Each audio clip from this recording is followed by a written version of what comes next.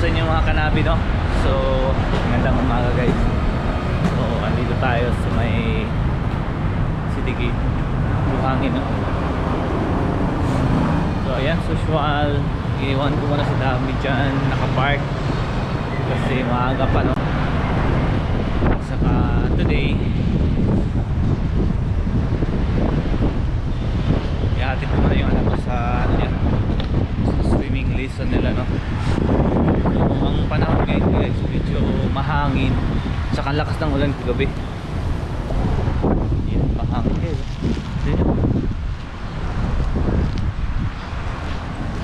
Yun.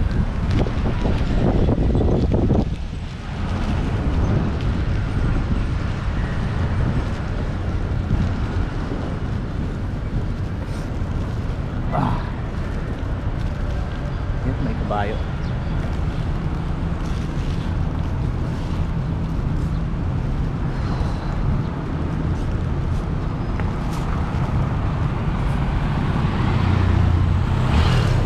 So ayan guys, sinabi natin. So bumiyahe pala kami kahapon guys, kahapon, no. So napakarami ni Nabi, no. Sobrang dumi kasi ang lakas ng ulan dun sa Buda, Bukidnon. Ayan. Pasok muna natin to guys. Yan.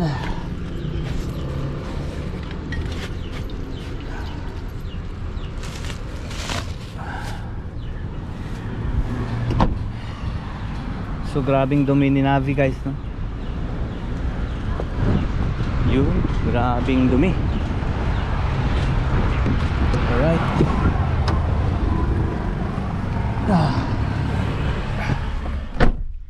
Ayun. Lagay muna natin guys.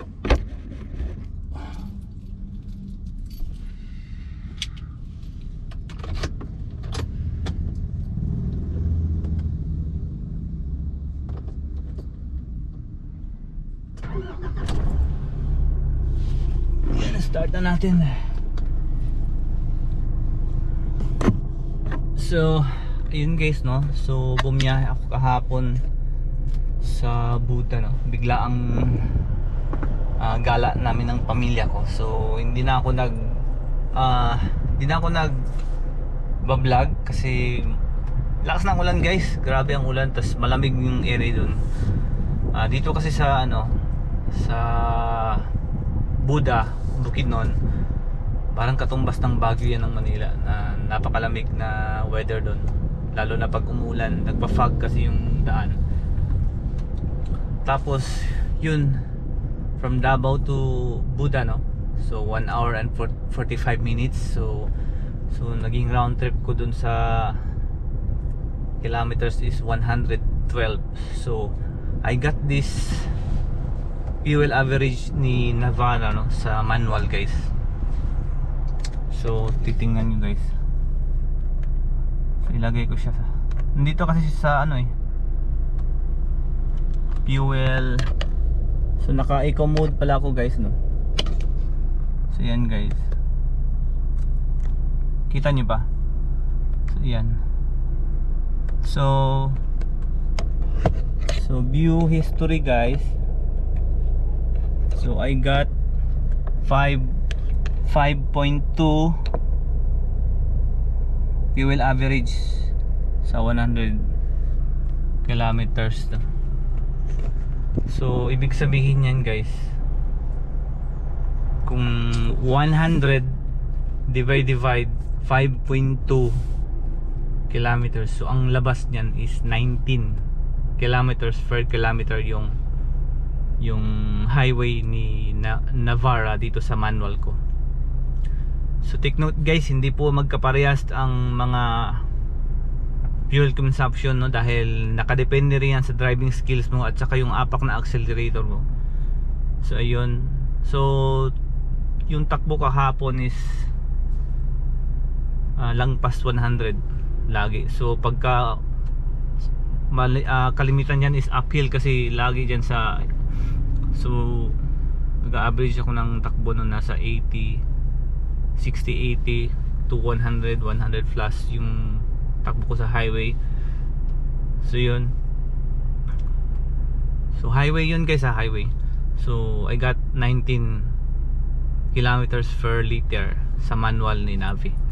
So hindi po lahat ng Navara siguro no ganyan yung average, kasi nag-update kasi to guys. Kapag minsan naman pag city driving, nag-update siya ng fuel average 8.5, 10.5. So hindi siya hindi magkaparehas, kasi alam mo naman sa city laging stop go, stop and go. So malakas tayo sa diesel dyan pagdating sa mga ganyan, no? So yun lang guys, share ko. Sana ganun din yung mga Navara natin, no? So yun, dito yun sa manual guys, sa manual. Ewan ko lang sa automatic hindi inulit ko, hindi magkaparehas yung mga fuel average natin. Alright, so seatbelt muna tayo guys. Sunduin ko muna yung anak ko, no? At pintuhan tayo mamaya guys.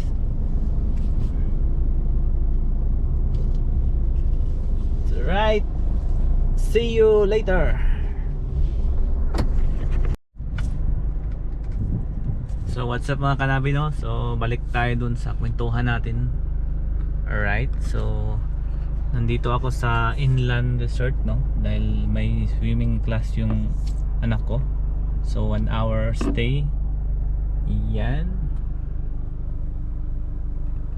Yun. So dito tayo magkukwentuhan lang tayo dito guys. Palipas tayo ng So yun nga guys, no? Yun yung fuel average ni Navara na manual tranny. Yun, at saka pala guys, no, yung isang araw pala na-stuck ako sa uphill, no, na tatlo kami magkasunod, nasa gitna ako. Yun pala yung sabi ng agent na kapag huminto, halimbawa siyempre mag full stop ka kasi na full stop yung unahan. So ginagawa ko kasi yung pag full stop na sa ako, automatic neutral ako at saka nakaapak lang sa brake, at saka inalayan ko ng handbrake. So full stop ako ng 30 seconds, no, 30 to 40 seconds na tapos bago nag-go uli. So kailangan mabilis yung kamay mo, yung transition ng paa, at saka yung pag-release mo ng handbrake, saka lagay mo sa So ang kagandahan nito ni Navara, pagka-release ng brake mo, hindi pa ako nag take action ng ng sa accelerator at saka yun sa clutch ko. Hindi talaga siya atras guys. Parang dumidikit yung brake niya, na binibigyan ka ng ilang seconds na talagang parang makaano ka. Parang, di ba, ang ganda ng features niya guys. So ganun din yun sa downhill pagka naka-stop ka, no.